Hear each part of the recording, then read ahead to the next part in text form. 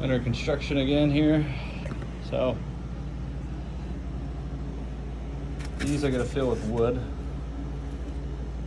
These gaps similar to this side.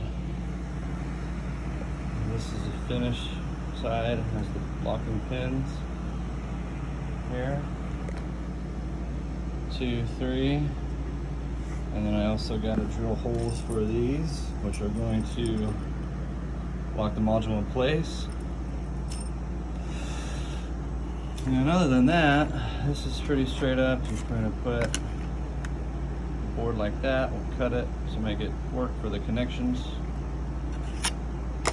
The other big one I have is this. It's actually a switch track. It goes right here, so we're going to see what I come up with. That's supposed to go here, but we're going to figure it out. I got ideas. Take care.